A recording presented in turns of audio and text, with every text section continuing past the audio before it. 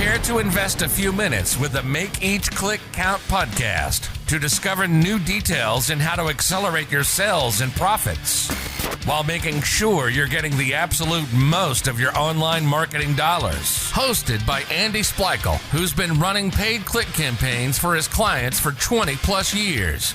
Join us and discover what's working today and start making each click count. Without further ado, here is the acclaimed author of the Make Each Click Count book series, the founder of True Online Presence, the founder of the Academy of Internet Marketing, and the host with the most, Andy Splichal.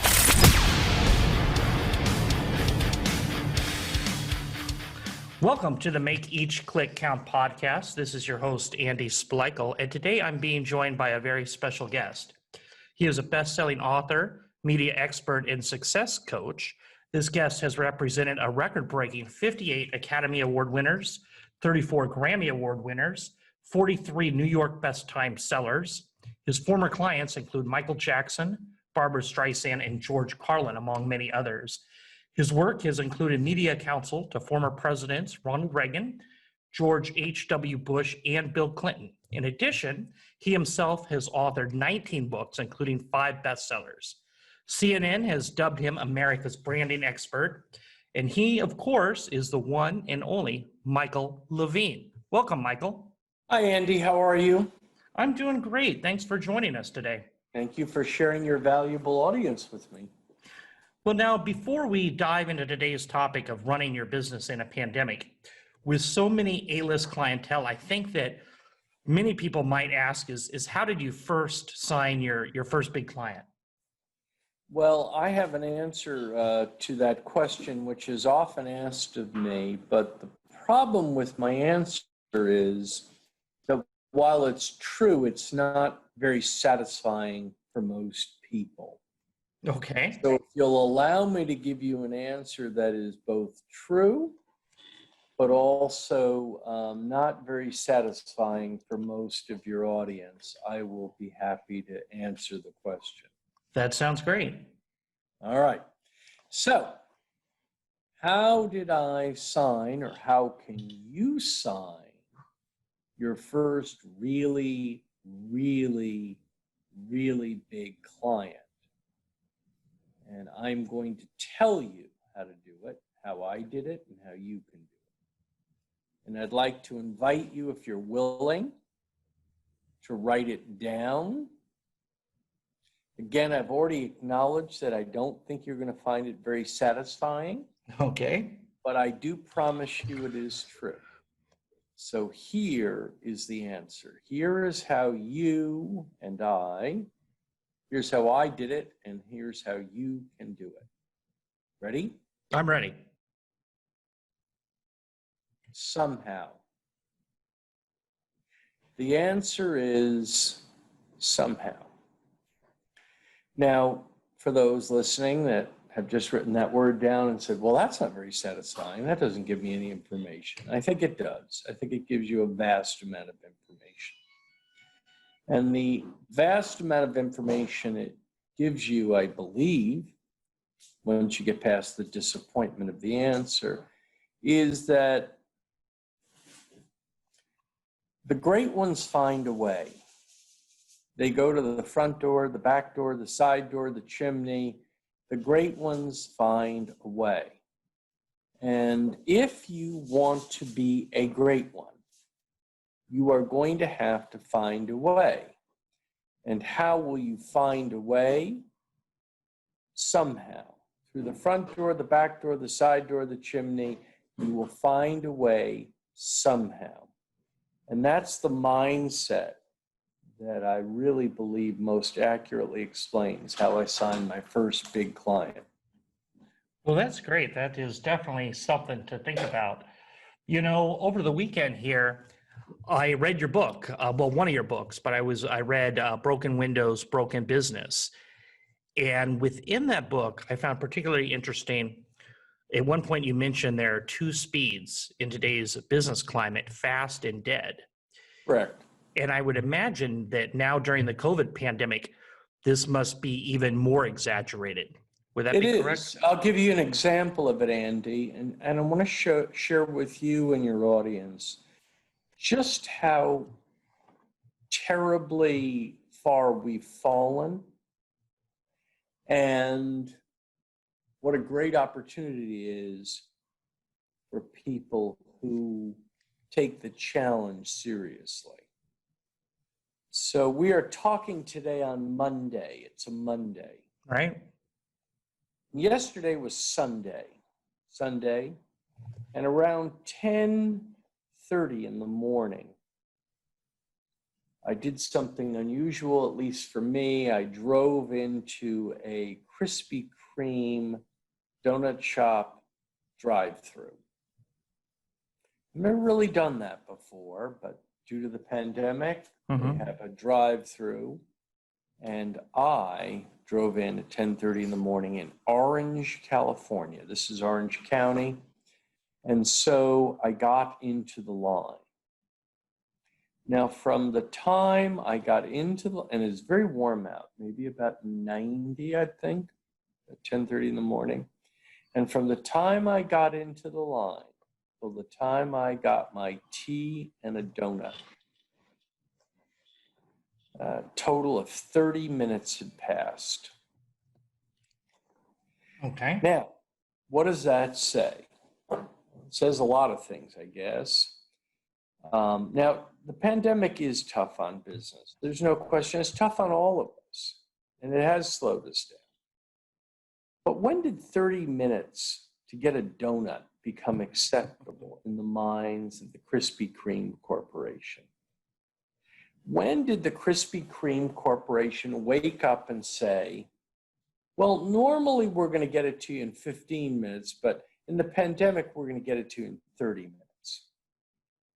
They simply are not able, as most companies aren't, able to meet the challenge of the times in which we live.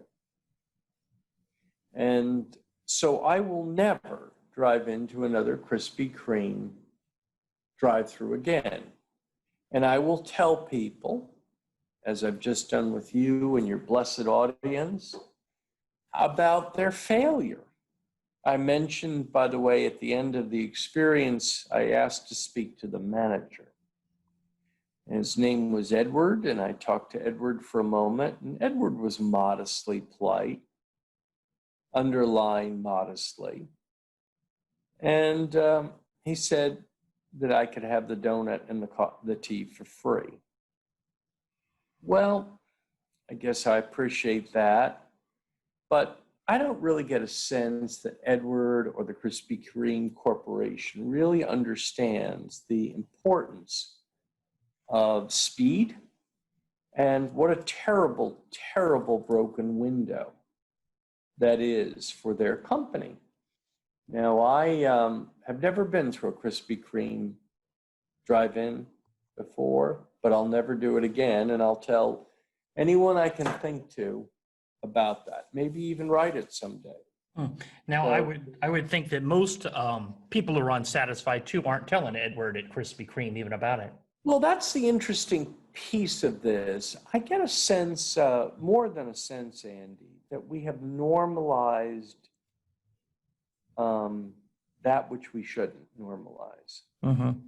And so a humorous way I put it, and I'd love your audience to think about this, in the world we're living today in 2020, sadly, C has become the new A.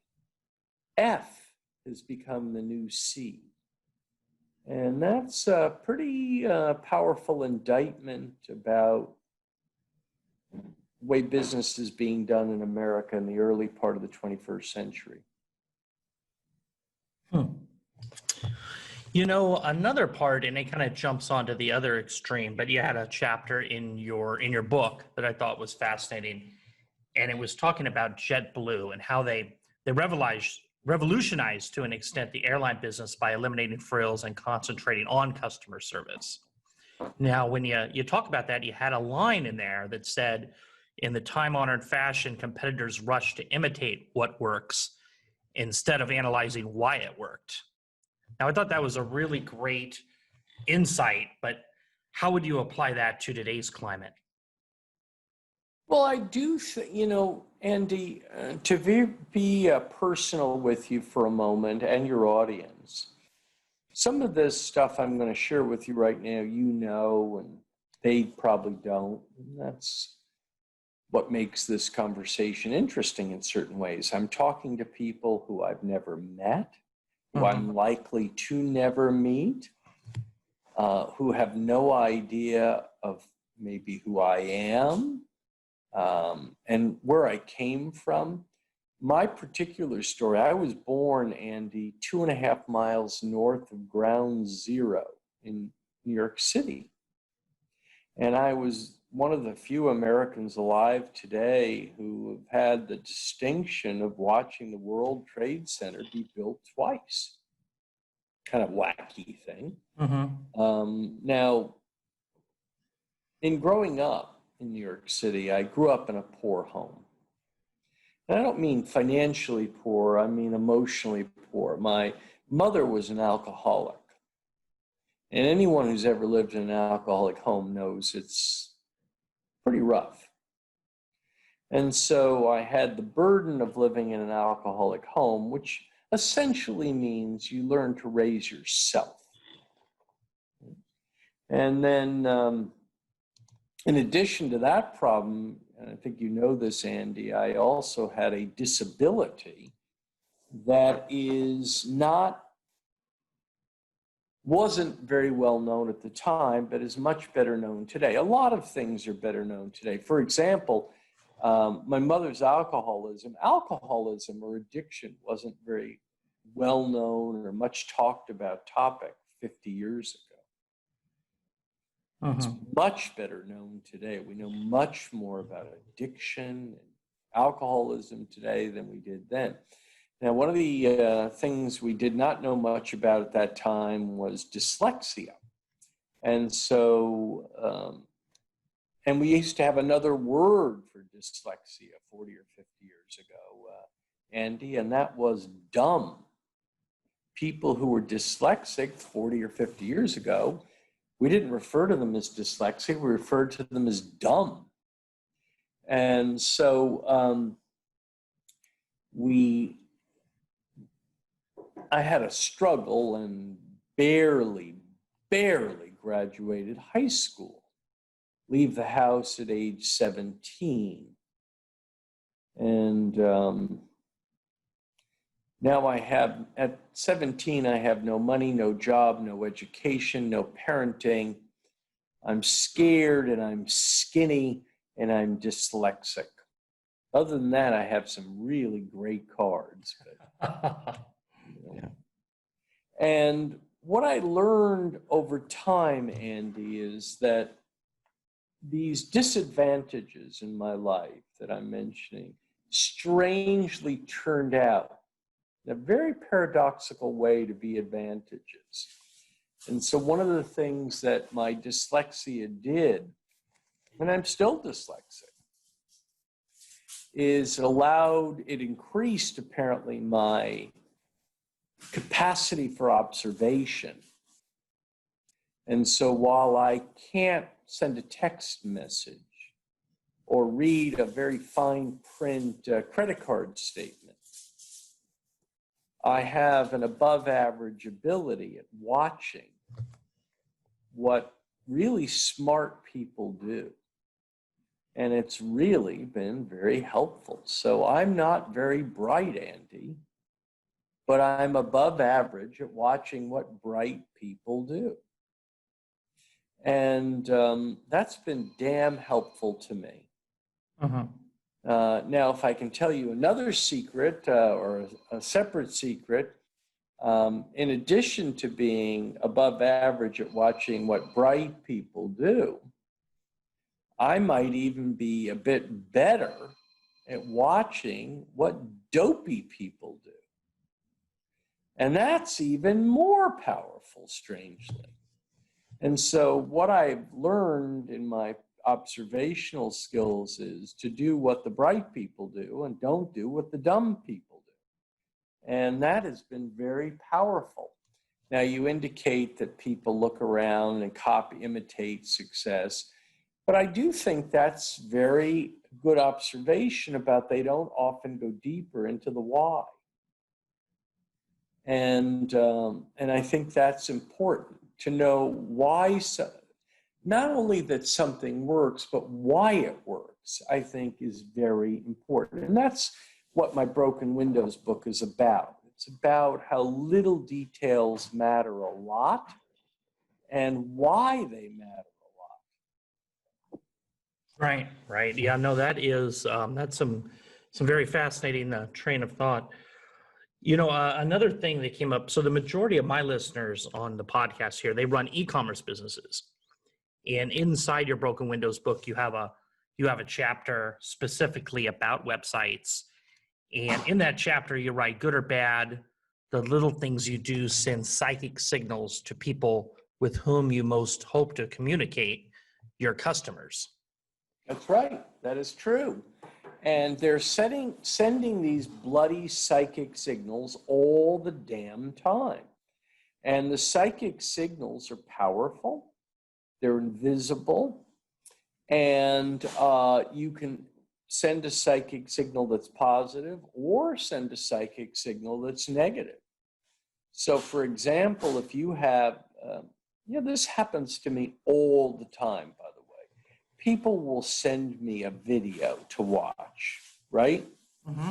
Now, if they send me a video to watch, right, and they make it easy for me to watch, like with one click, I'm more likely to watch it than if I have to stop and challenge my dyslexic brain to put in a password or an access code, often small type, hard to read, at least for me, a participant ID, a username. So we have to think, as Jeff Bezos from Amazon does, think with the customer in mind. Yeah, no, he's done all right for himself. Yes, I would agree. And because he is not,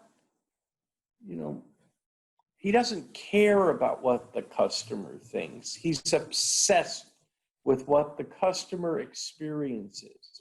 You know, Andy, one of the things I've noticed today that's at the core of so many businesses screwing up, and we're at an all-time high of businesses screwing up, is that too many of them are running their businesses based on what's good for the owner and what's good for the staff, not what's good for the customer. And that's a problem. That's a big problem. Right. No, that definitely would decrease conversion. Oh, I think you're being funny and truthful and understated. So we're running out of time, but I'd be amiss if I didn't get your feedback on another really shrewd point that I read in your book. And it was that having a superior product doesn't guarantee success, but having superior customer service and fixing broken windows almost always does. Well, let me mention to you a statistic, Andy, to your audience as well. 90% of all restaurant complaints prior to the pandemic were service related. Listen again, 90% of all restaurant complaints prior to the pandemic were service related. Not about the food, not about they're service related. And the biggest broken windows very often are broken people. I mean, we are employing people for customer service jobs that frankly shouldn't be in that position. Now, our friends on the web, our digital friends who listen to this show, they want to automate everything. They want to create a business model where there are no human beings? Well, the question is not whether that's a convenient strategy. The question is whether it's a good strategy. Mm-hmm. And I think that our friends who live in digital realities would do well to reconsider the fact that they're doing business with customers who happen to be human. No, that's a great point. Now, here we're at the end of near the end of the show, and what I usually ask my guests is if listeners want more information regarding you, how would they get in contact? However, I know that you're doing something really special right now and have launched a weekly group I have. that gets together via Zoom to discuss today's environment. Yeah. And I know about the group because I'm a member of the group. Great. And I personally, I have found it to be not just insightful, but very useful in adjusting Thank to the you. current environment. You're welcome. I think you have been valuable to the group. So let me first tell you that if somebody wants to learn about my PR firm or me or what I do, you can go on Wikipedia, or you can go on michaellevinemedia.com. So that's Michael Levine Media, MEDIA.com. You can do that. Now, we have formed this group about 3 months ago called the Zoom Excel Community. And it has a kind of Shark Tank-like feeling to it, meaning that instead of coming into the meeting and begging people for money, which is what people do on Shark Tank, they come into the meeting and they ask people, instead of for money, they ask people for wisdom, which is another very valuable currency if you have a brain. So this Zoom Excel community is terrific, and if anyone is interested in it, they can obviously contact you, or they can go through the Michael Levine Media site if they're interested. It's every Friday.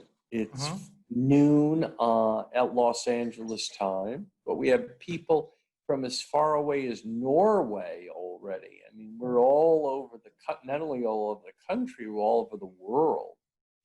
And these are people who are go-getters. And these are people who are going to use this tremendously difficult time we're in to prepare so that when the doorbell rings, and someday it will ring, I don't know when it will ring, it probably will ring not in a day or a week or a month, but probably some time from now, the doorbell will ring. The people who have been in the Zoom Excel community will not be looking for their pants or their keys or their underwear or their shampoo. They will be ready. And that is an important piece to the Zoom Excel community. Okay, great. Well, if it's all right with you, I will post the information regarding your group in the Make Each Click Count Facebook group. Great. Okay, I would love that. Anyone can join for one time for free. There is a cost to the group. It's $120 a year. Well worth it. It all comes with a money back guarantee, in my opinion. But you could come and participate for a week for free, and we'd love that. Well, that's great. Yeah, and I could, like I said before, but to the listeners, I highly recommend. Thank you. Checking Thanks. it out. And listen, your book is also very important and valuable. Oh, well, thank you, Michael. And it helps people delineate the difference between results and activity. You know, one of the problems with the social media and the web is that it is very, very, very good and very seductive at creating feelings of motion, activity. But much of it is just motion. It's not results. Can't take any likes to the bank. So yeah, I love that quote. all true. For sure. But it's very seductive at fooling you into believing you're doing something effective. Great. Well, before we go, is there anything else that you'd like to add regarding the subject of running your business in a pandemic? No, just that this is a unique crisis for our country and the world. However, it is not the first crisis the country and the world has ever faced, and that I am convinced that we will defeat this crisis. Now, it may not be in a day or a week or a month. It might be a year. It might be 2 years. It might be 18 months. But that day will come. And the question is, what are you going to do? If it is going to be the next 18 months, which is a bloody long time, what are you going to do, dear friend, to be prepared so when the doorbell rings, you fly out the door like an Olympic athlete, not like someone who's been asleep for 18 months. And I promise you, if you follow that strategy, you will join others who have been willing and ready once the doorbell rings in other crises. And so thank you again for the opportunity. Great. Well, thank you, Michael. It's been a pleasure.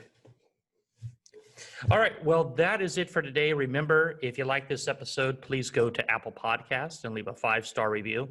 And if you're looking for more insights and wisdom from Michael, feel free to join his Excel community. And those calls happen each Friday, and I will post all the details within the Make Each Click Count Facebook group. Remember to stay safe, keep healthy, happy marketing, and I will talk to you in the next episode. This has been the Make Each Click Count podcast. Remember, those that want to make more sales and profits online, listen to this podcast. The ones that want to do it faster are members of the Academy of Internet Marketing. Join our private Facebook group, Make Each Click Count, or send us an email to info@trueonlinepresence.com. We want to know who you are and any questions that you may have regarding online marketing.